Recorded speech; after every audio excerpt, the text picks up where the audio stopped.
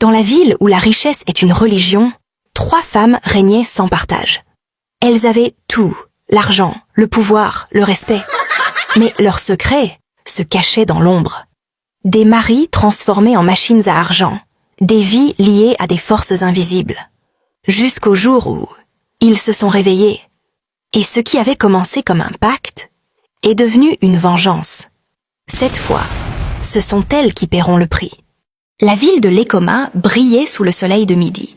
Les routes larges bordées de palmiers menaient à des quartiers luxueux, où les villas blanches aux toits rouges se dressaient comme des monuments de réussite. Dans ces rues où chaque portail portait un blason doré, les noms Amara, Chinwe et Salma étaient sur toutes les lèvres. Amara, l'épouse du banquier réputé, incarnait l'élégance. Ses tailleurs ivoires, ses bijoux discrets mais hors de prix, et son sourire mesuré faisaient d'elle l'image parfaite de la femme accomplie. On la voyait souvent, tôt le matin, prendre le volant de son SUV noir étincelant, ses lunettes de soleil dissimulant un regard froid et calculateur. Chinwe, elle, était la plus audacieuse. Son salon de mode, Divine Shapes, ne désemplissait pas. On disait qu'elle avait un don pour transformer les rêves en réalité, habillant les femmes les plus influentes de la ville. À chaque événement, elle faisait tourner les têtes avec ses robes sur mesure et ses coiffures audacieuses. Et puis, il y avait Salma. La plus jeune, à peine 30 ans, mais déjà à la tête d'une fortune impressionnante grâce aux affaires immobilières de son mari. Belle, ambitieuse, toujours entourée de caméras lors de ses œuvres de charité, elle représentait la jeunesse dorée de Lekoma. Pourtant, derrière les portes closes de leur villa, une vérité beaucoup plus sombre se tissait. Ces femmes se retrouvaient chaque jeudi soir dans une maison isolée, à l'extérieur de la ville. Une villa que personne n'osait approcher, protégée par des haies immenses et des gardiens muets. À l'intérieur, sous la lumière tremblante des bougies, elles formaient un cercle parfait autour d'une prêtresse vêtue de rouge. Ses yeux noirs, perçants comme des lames, semblaient lire dans leurs âmes. Elle s'appelait Mama Ebele.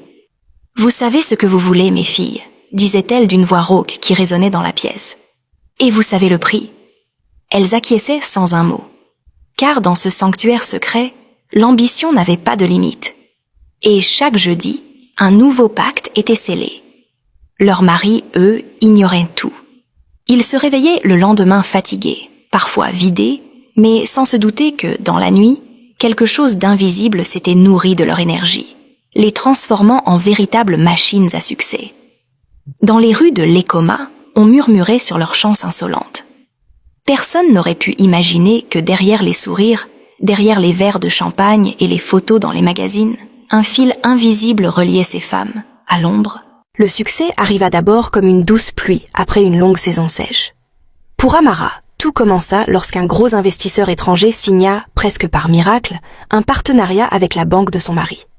En moins de 6 mois, leurs revenus triplèrent. Elle changea de voiture, remplaça son SUV noir par une Bentley blanche et acheta une villa secondaire sur la côte. À chaque réception, elle brillait un peu plus, souriant avec ce regard tranquille de femme qui sait qu'elle règne sans partage. Chinwe, elle, vit son salon de mode devenir une véritable institution.